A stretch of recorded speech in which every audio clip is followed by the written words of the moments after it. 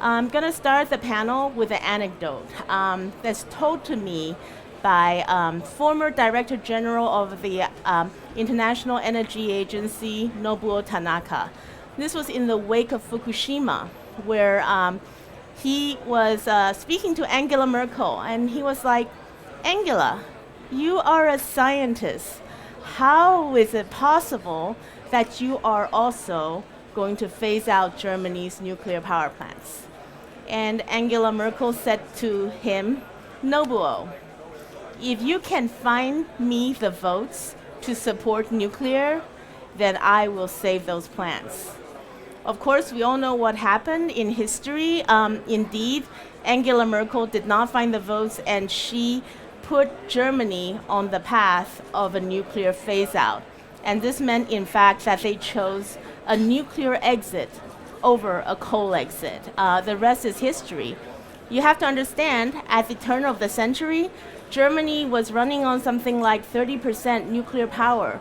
This means that if they had that capacity online today, since they're still using about 25% coal, they would almost completely be able to replace all that coal and be out of coal for a tremendous benefit to the climate.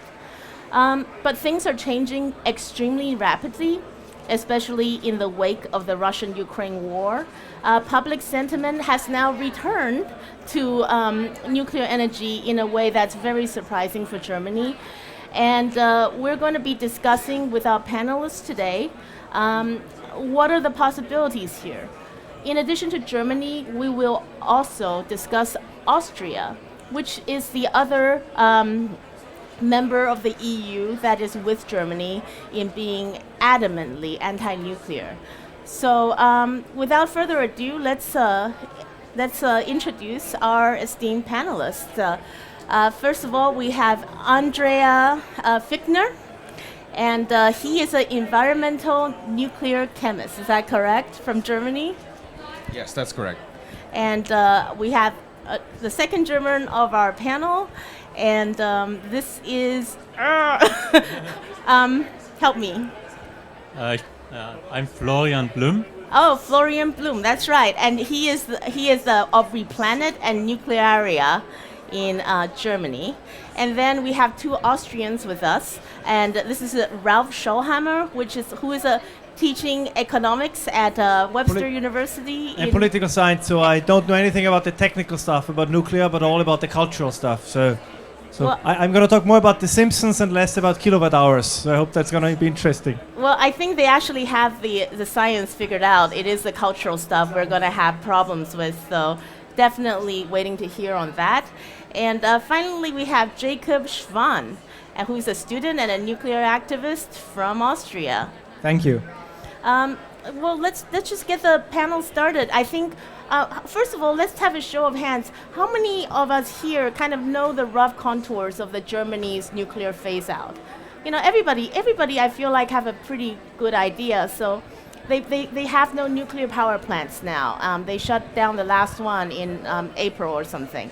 So since the nuclear shutdown, which the government was so intent on pushing through, not even like keeping the existing last plants around.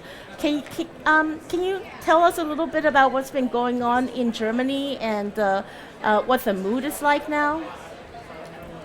Well, actually, just last week, the biggest German party, the Christian Coalition, the Christian Sister Party, is has this announced. A CDU? Yes, CDU, CSU.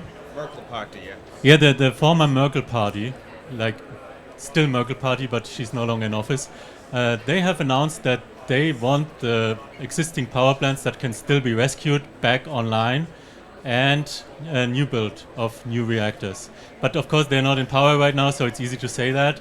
But still, that's a major breakthrough. That's something we haven't had in a long time. Like a big party saying that. We always had like the right-wing AfD saying that, but mostly they're just trolling. Well, to me, that's a seismic change to have the party of Merkel basically come to a decision that they're going to support not just keeping the nuclear plants running, but new builds. Can you give us a little bit more detail about how people are feeling on the street and what might have caused this change? Well, it's clear that most people that you meet on the street are actually for turning back on the nuclear power plants that we have, because they haven't been completely destroyed yet. I mean, the last 3 were shut down in April, but even the ones which have been shut down in the course of the last 5 to 10 years are still in a state which could be recommissioned, basically. I mean, they're in various state of decommissioning, but they could still be salvaged, at least in part, or be rebuilt. And there's many people now on the street which are for that, because frankly, our electricity prices have been skyrocketing, especially now in the wake of the crisis with Russia, with Russian gas.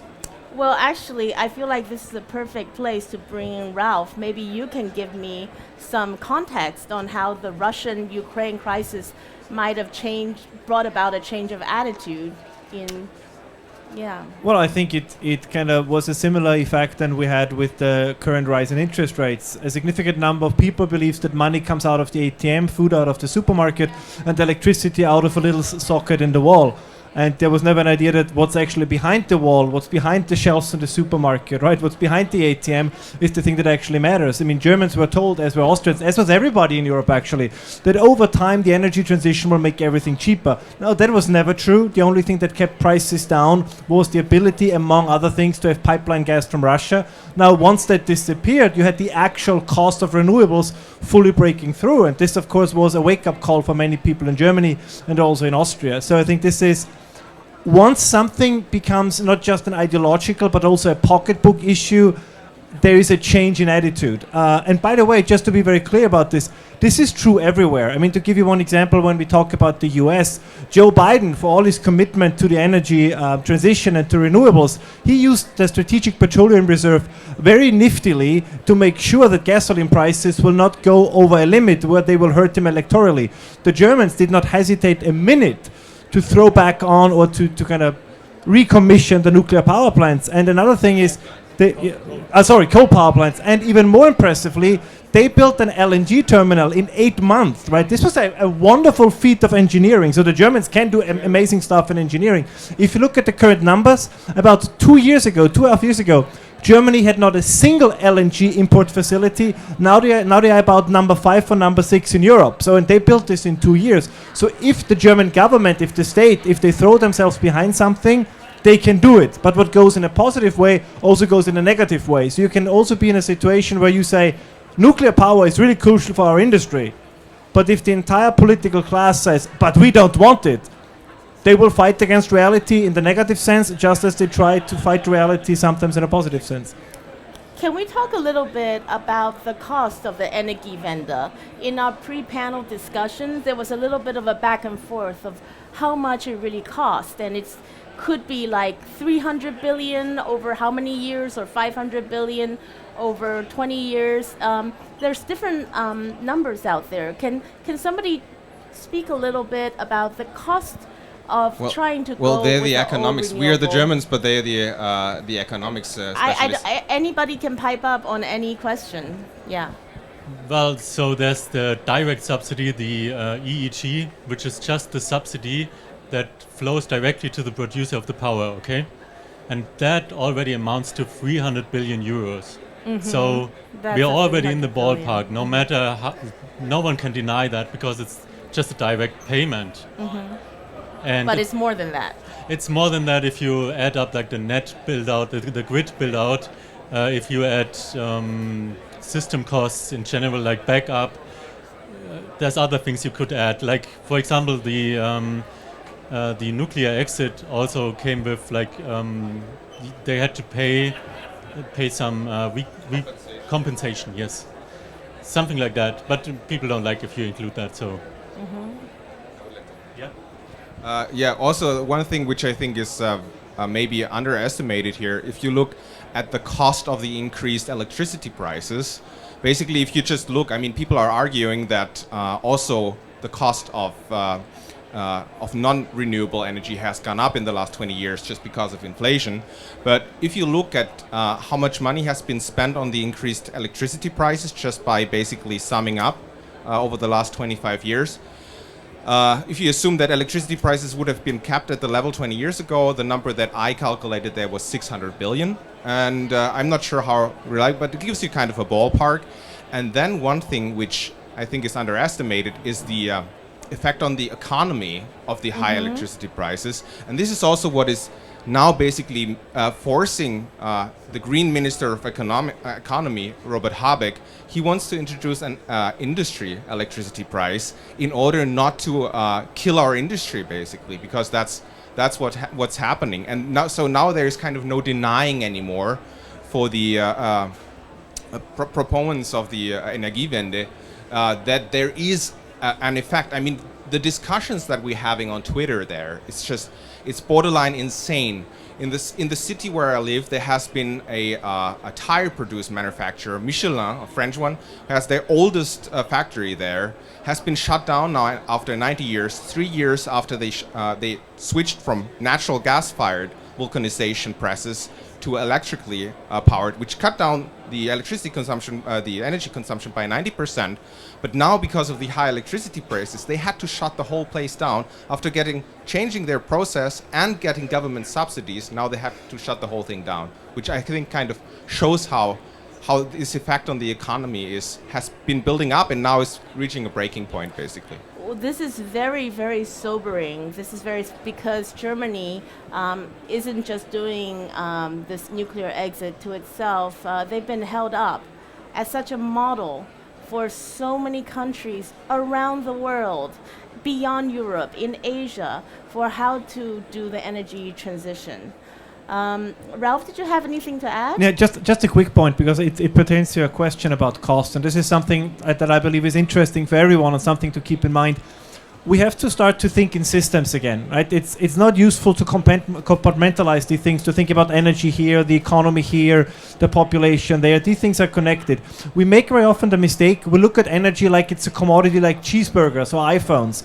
But in fact, it's the one commodity that makes all other commodities possible. So basically, when you look at an economy and you say, okay, what's going to be their trajectory in the years to come? The first thing I look at is, are they going to be in an energy surplus or an energy deficit? If they're in an energy surplus, the likelihood of the economy growing is very high. Because if you can produce stuff, if you make things, you can also invent things. If they're in an energy deficit, then they're going to get poorer. Because the government then has to decide, do we give the energy to households for heating, for electricity, or do we give it to industry? Because if a commodity only exists one time, you can give it only to one group of people. And what's happening now is a little bit of a lie, right? The government says, well, we subsidize it. But what that just means is the government is picking winners and losers in the market. But if you don't have energy, or if you have an energy scarcity, the entire economy is going to suffer. And I think there's a little bit the lie here that unfortunately Germany has almost contagiously infected large parts of the Western world with saying, oh no, you can go away from reliable energy sources and have these less reliable energy sources, but at the end you still have a surplus. And we know the numbers, right? If you look, it's so fascinating. If you look at the expansion of renewables in Germany, the numbers are very impressive. If you look at the actual net electricity production, the numbers are not impressive at all. They barely have moved. So what you do is you switch to less reliable and ultimately more costly forms of electricity production, but don't have more energy, which means that on the long term, you're going to lose industry, you're going to lose production, you're going to lose prosperity, and ultimately, I would argue, you're going to lose democracy. Because without a middle class, you're not going to have democracy. On that note, I really want to pass the conversation to, we've discussed Germany. What about Austria? I feel like that is the other country in the EU bloc that has really been very determined to stick to this anti-nuclear way in a dogmatic manner. I'm wondering if you guys can explain to me what is it about Austria that is also so anti-nuclear? Thank you for that question. Maybe let's get back in history, in Austrian history. In 1969, the Austrian government approved the first of 3 planned nuclear power plants along the Danube River. Mm-hmm. And the construction started in 1972 and was finished in 1976.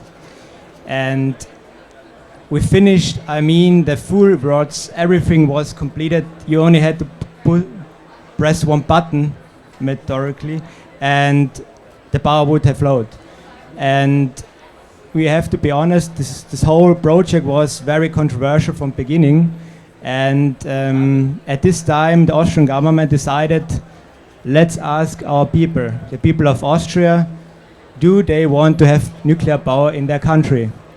And the referendum said 0.5% decided that Austria didn't want nuclear energy in their country. Wow. So we have spent about 1 billion euros, calculated for inflation nowadays, in this project, and we have a fully complete power plant, and the guys who built it, everyone who built it, cannot turn it on.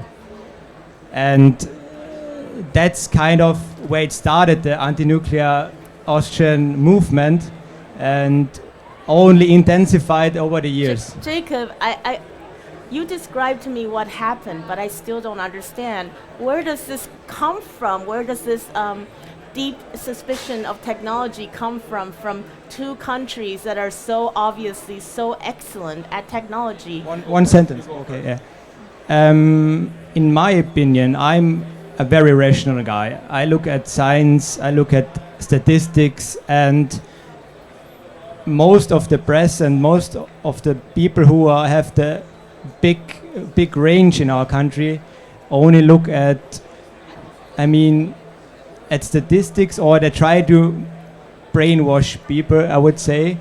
It's hyperbolical, but brainwash is a great example here, that nuclear power is unsafe, unreliable, and so on. But if you look mainly on the statistics, it's one of the safest, as we heard in last panels, energy forms and you can produce. And I think it's a political failure here and not a technical failure, yeah, I would say. It seems like... Okay, so other people have asked themselves this question, kind of. There's a book which has been written on the history of nuclear power in Germany, because actually in the 50s and 60s, Germany was one of the biggest advocates of nuclear power, and was kind of a major driving force also technologically in that field. There was even, one could say, a bit of an overexcitement of nuclear power, a nuclear power hype, maybe even comparable in a certain aspect of the renewable hype that we kind of have in Germany today. Yep.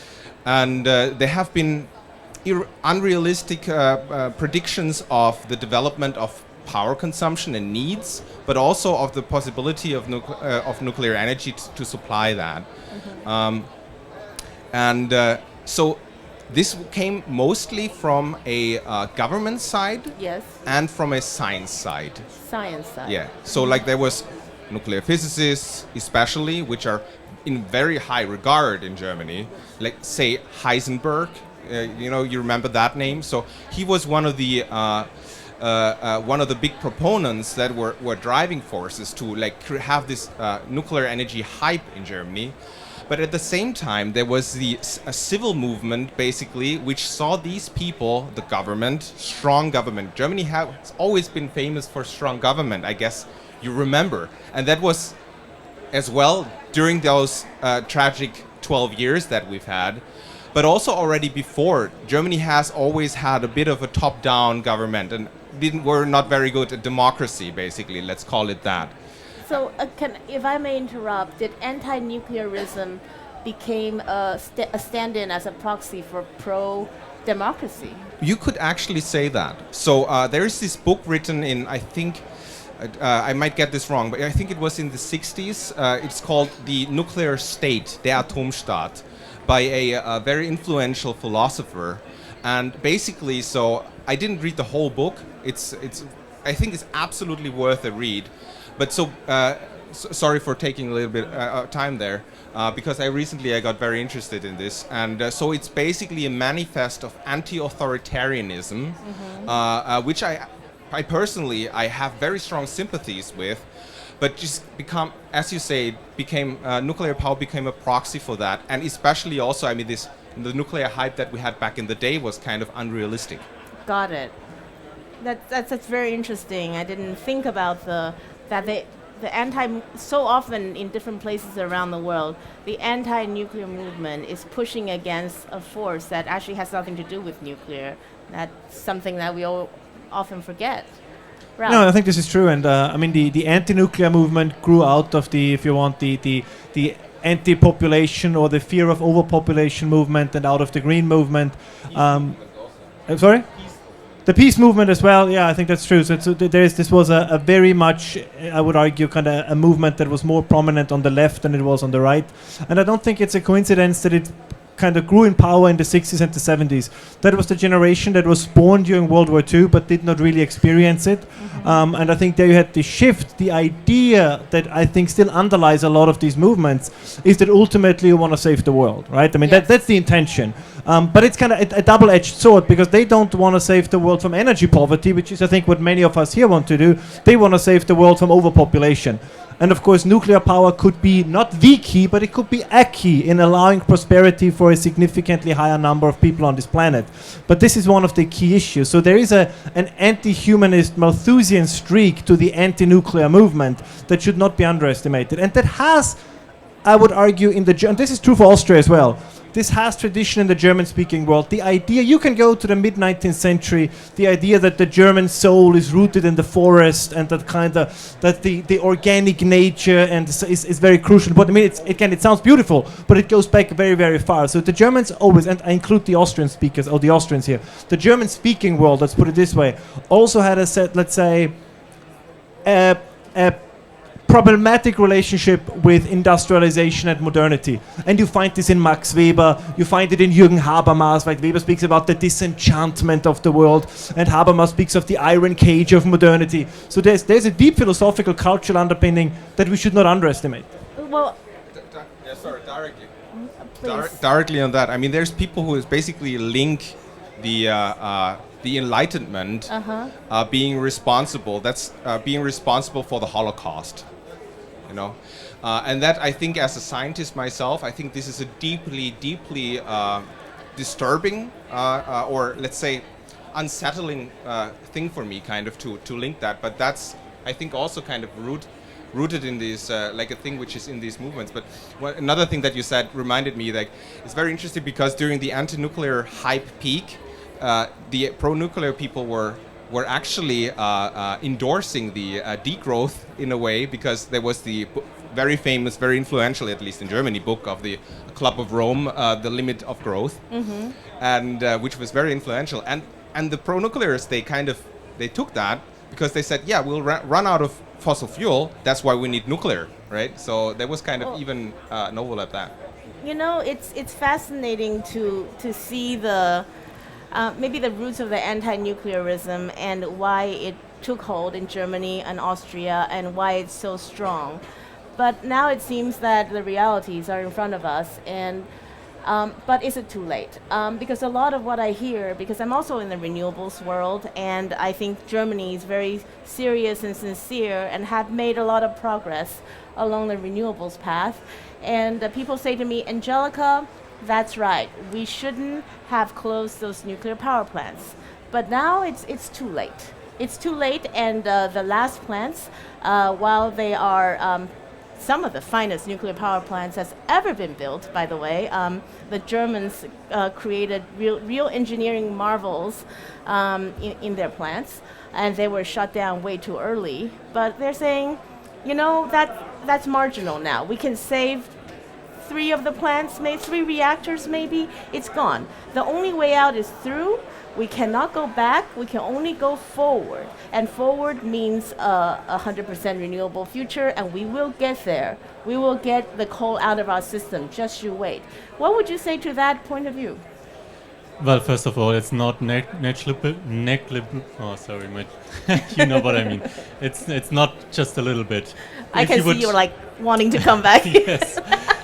So if you say you can still rescue 6 power plants or maybe 5, that's almost all the solar power produced in Germany in a year, like just the energy, the content. And then you also have reliable energy, which is also worth something. So Negligible. those people that say it's negligible, would never say, let's turn off all the solar and just throw it out the window because it doesn't matter in the grand scheme of things. They would never say that. So it's really just ideology speaking in that way. But also, people are waking up to the fact that unreliable energy is a problem in itself, and that you can't just replace reliable energy, be it coal or be it nuclear, with unreliable energy one by one. Like, you need backup always. And Robert Habeck, the Minister of Economy, he now has to build 24 gigawatts of gas power plants to get out of coal, pretty much. And since the finances of Germany are now in disarray because of other problems, that probably won't happen. And the promised 2030 coal phase out probably won't happen. It's very likely it won't happen by now. Even Habeck admitted as much just last week. This is just very recent, very current news. Like, this is happening right now pretty much. And maybe something will come out of this. Who knows? Well, I want to turn the attention to Austria. So Austria doesn't have any nuclear to turn back on at all, and no nuclear legacy from before to resurrect. But what is the sentiment inside Austria as we're seeing a pro-nuclear wave sweep through Europe, with many countries like Sweden readjusting their path? Is there a sentiment amongst the people? What is the sentiment amongst the Austrian people? To be honest, it's fairly negative, still fairly negative. Yeah. If I can talk from, I'm 23 years old, I'm in contact with 23 years old and around 20 years old, and every time I talk to them or get in discussions about nuclear energy, at first they are entirely anti-nuclear, and as I said previously, when I state them the facts and make comparison to other renewable energies like solar, wind and so on, they get warmer and warmer and warmer, but it takes a lot of arguments, a lot of time to make an impact. And I think it's not only in my age, it's get harder. It's get even harder at older people, I would assume. But maybe Ralph can say something about it. Maybe Ralph, you can. I'm curious, because what it sounds to me like is, even though Germany was so anti-nuclear that they gave up on their own industry, Austria, where the nuclear energy never got its proper start, is even more anti-nuclear. Can you explain these sentiments and what is actually Austria using now for electricity? Well, I mean, Austria is similar to Norway. We are blessed with hydropower, so we are lucky with our topography that allows us to have an ample energy resource. Although I always say, if you would add 2 nuclear power plants to our hydropower, we could become the Saudi Arabia, if you want, of electricity, which I think would be very helpful for the economy as well. And you talked about it. I mean, everybody here knows this. The United Arab Emirates knows it. Pretty much the entire Middle East knows it by now. You cannot have wealthy societies that are energy poor. The more energy that you have, the richer you're going to be. The less energy you have, the poorer you're going to be. And I think what European policymakers are underestimating, from Vienna to Berlin, is there is this idea that people will simply accept getting poorer. But I would argue that on the road from abundance to poverty is revolution. And you already see it in the polls. I mean, the right wing in Austria is 10% ahead in the polls. That never happened in history. The AfD in Germany, you see it in other European countries. So there's this weird idea that people are saying, I mean, this goes back to the previous panel about, long-term thinking and intergenerational ideas. But it's very hard to explain somebody like Jakob here, who's 23, that you say, you're never going to be as rich as your parents. You're never going to be as rich as me, maybe. But hey, in 80 years, you might have contributed to saving the planet. They're not going to accept that, right? So, and it's going to show at the voting booth sooner or later. Of course, the problem here is that these parties are not just interested in energy, they have other issues as well. So I'd be very careful in kind of assuming that everything will just grind on as it does now, and there will be a little bit of an up and down in the energy area. This will have massive, massive political repercussions. let's bring things back to the Germans. I'm interested if there is indeed a change in the heart of the Germany people when it comes to nuclear energy, whether the industry can catch back up. Is there the possibility, we talked about the possibility of rescuing the last 5 reactors, which are excellent reactors and still have decades of life left in them. But what is the shape of the industry? And what is the earliest that pro-nuclear coalition could in fact seize power? So there was actually kind of 2 questions, because the industry is like an entirely different topic than the population, right? Yes. So the population, I think it's relatively easy to say. There was a recent poll, well, it was by Civi. About the population, I looked at all the polls, and it changed so much after the energy crisis, after Putin's invasion. It was a complete flip around. It was from 25% approval of nuclear to 70%, like pretty much in months. And this has declined a little, but we're still at like 65%. But the caveat is that that is for reactivating the existing plants. Mm-hmm. It is different for new build. New build, we don't have a majority yet. Yeah, I would like to comment on that. So, I mean, there is a bit of a problem. So, like 60-70% of the population, basically 2/3 of the population, are for turning back on the nuclear power. The remaining that can be still turned on. The thing is, that's not that easy to say. Like, they're not all on the same level of being able to be turned on. I mean, some have just basically been turned off half a year ago and they didn't get touched so far. They still even have the nuclear fuel inside. But there's others which have been decommissioned since 10 years, which might still be in a salvageable state. But then also there is the problem that the political parties that used to be traditionally the pro-nuclear parties, which is the Merkel party, mm-hmm. and the FDP, which is the liberals. So they are basically have been focusing in the last 10 years because they couldn't really say, because they kind of approved mm-hmm. the Ausstieg, the exit. So they kind of approved it. So now they had a kind of a moral problem that they would have to change their opinion, right? Yes. Yeah. So and the problem is, so they said, no, we are for new nuclear power plants. We are for new, like SMRs and so on. That's great stuff. We want that. We've heard this story before, unfortunately. Turning the old ones on, forget about it. That's not worth it anymore. That's also like this concept, this old concept. We're moved past that. We have new stuff, better stuff now. That's good. We're for that, but don't talk about the old stuff anymore. But now they start. Now, since we're really, frankly, we just can't afford the new stuff.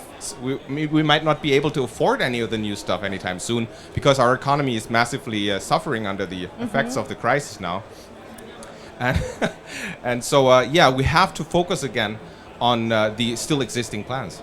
Well, let us zoom out a little bit from Germany and Austria and talk about the effects of these countries on the wider Europe.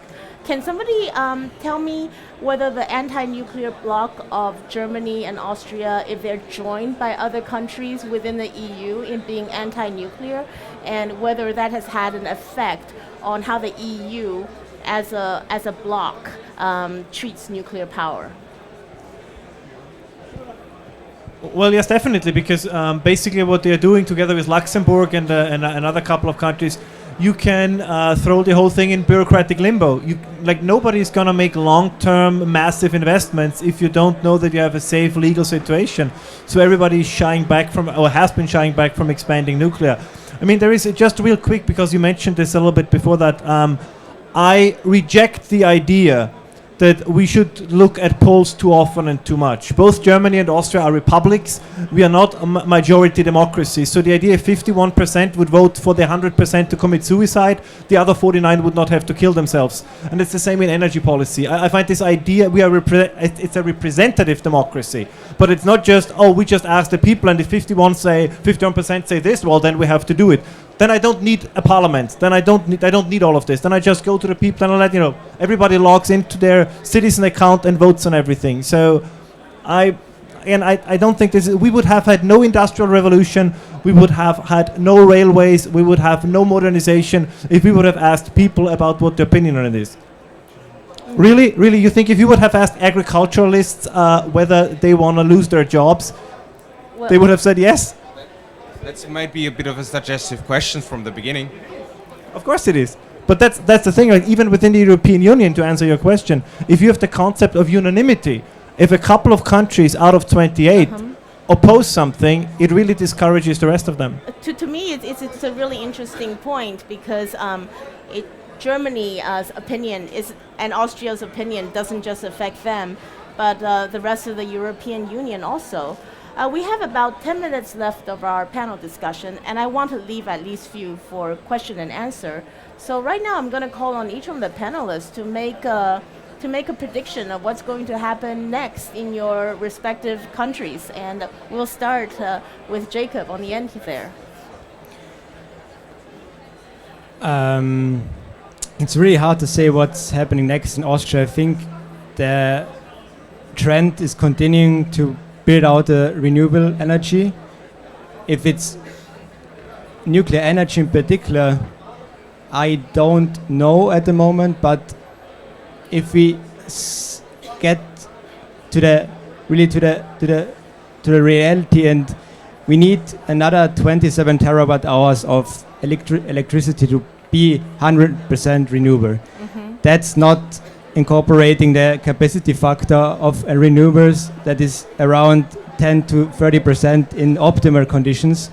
And if we want to be really 100% renewable, solely on renewable power, then we need to get many terawatt hours of electricity through renewables to be really, to have a backup and so on. So it's, if I'm honest, I don't know if in the next 5 years I think the trend continues, but maybe I can ask a follow-up question of, do you see Austria, even if it doesn't go nuclear itself, does it feel strongly about the issue to continue to block nuclear progress within the EU?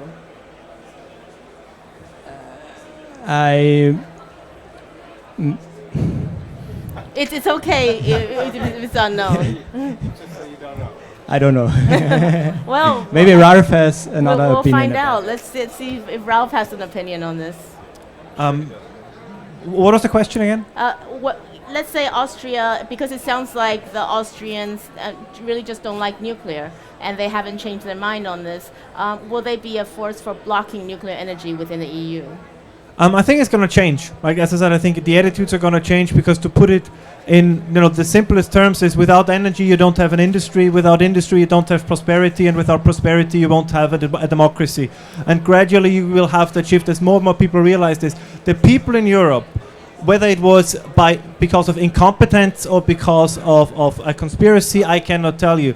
But the people of Europe have been lied to in the energy sector, right? This was one huge lie. The idea was that you can compensate fossil fuels and nuclear with renewables. And there is a place for renewables. I'm an all of the above guy. You want to put solar panels on your roof? Let's go for it. You want to put a wind turbine into your garden? No problem. So I want all of it. But the idea that one can replace the other, that was a lie. But people thought, well, what's the worst that's going to happen? I think the German energy minister said, what did Jürgen Trittin say? It's going to be a scoop of ice cream per month. I think that was... Yeah, Trittin.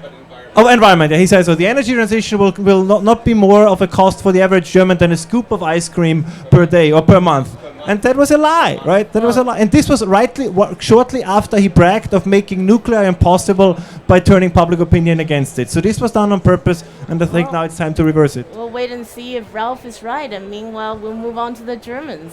What do you think is next? So until the next election, probably nothing will happen on nuclear, because the current coalition just doesn't want it.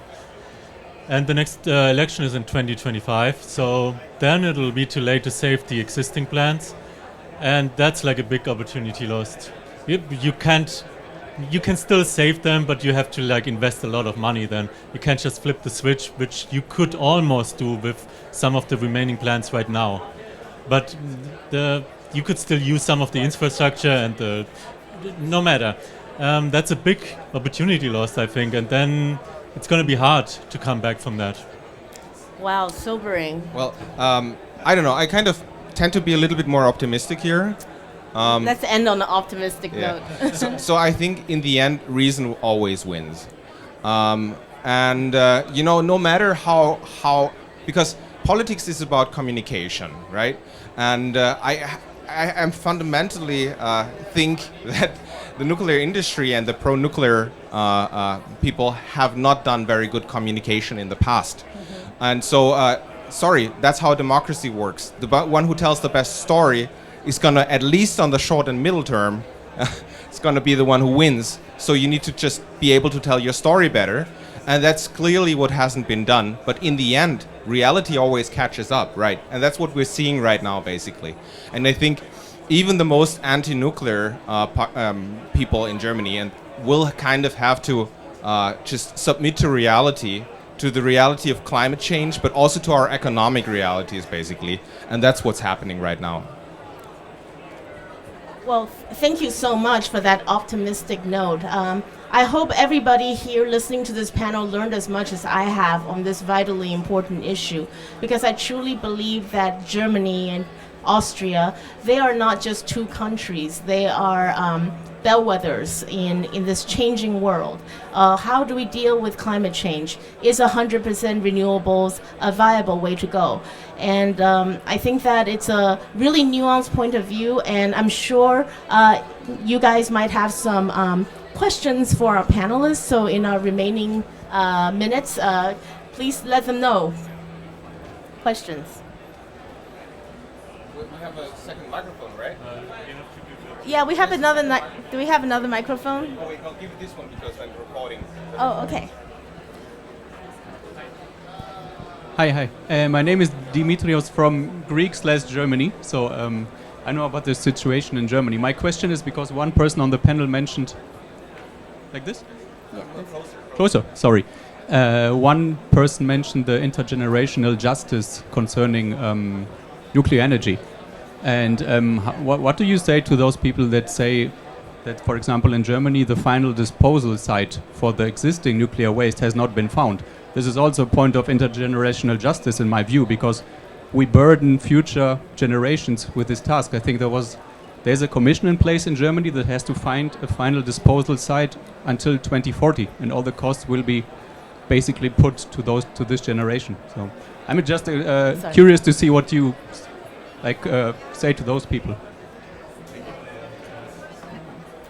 Yeah, so I will take that question. So I was working in nuclear waste disposal research, public research in Germany for 7 years. And I want to say to that, I mean, it's absolutely true. The waste question is the waste is going to be around for a while. But still at the same time, the question of the waste is, for the money that it costs, vastly overrated. So in Germany, we've reset the search basically in 2010, and we started from scratch. Whether that was necessary, that can be debatable, but the knowledge, the research, the technology of finding a solution for that has actually been around for 50 years at least, probably 80 years. So it's merely a political problem of actually having a decision. Before it was, should we reprocess or directly dispose?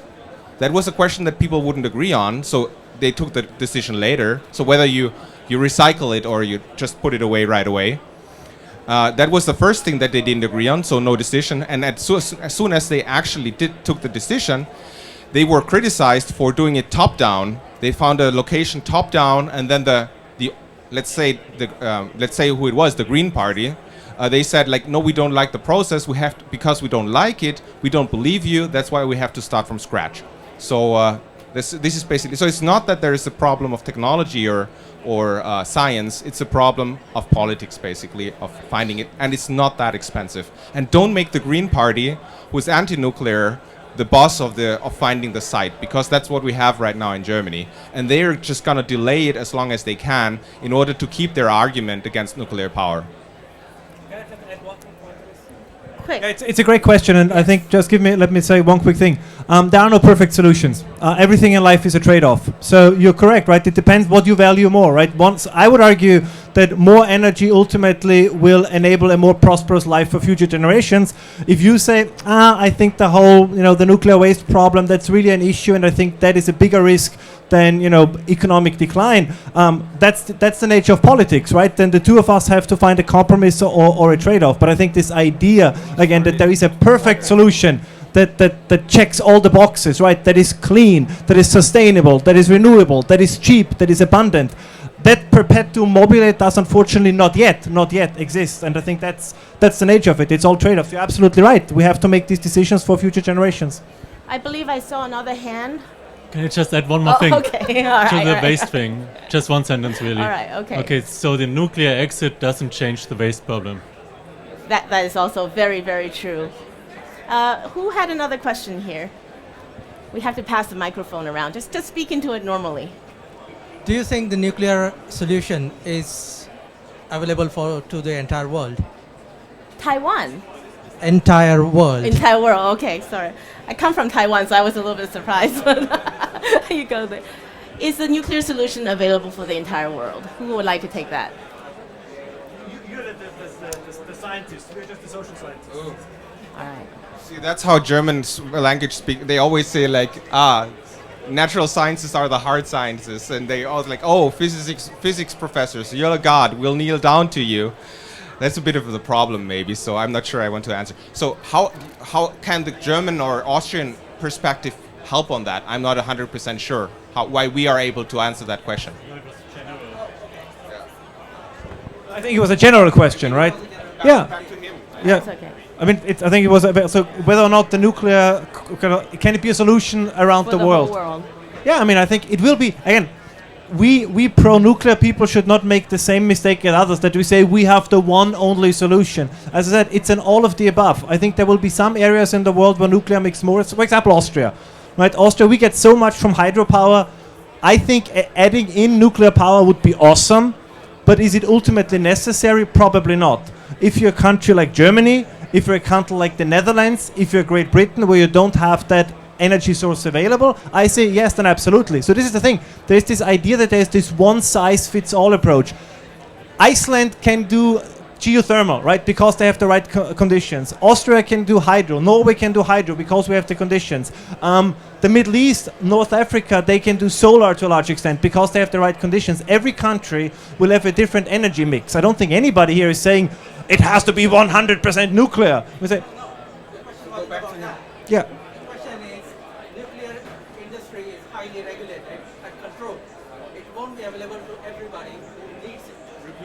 Oh yeah, so that nuclear energy is highly regulated and it will not appeal to everybody to the same extent? It won't be available to everybody. Well, I just have one sentence to this. If you hear what the Chinese Politburo is saying, what the Communist Party is saying, they're working very hard to make it available for as many people as possible. But particularly for a geopolitical point, right? They say, they go somewhere and say, we build you the nuclear power plant and we build you a desalination thing and then we build you the infrastructure. They are very shrewd about this.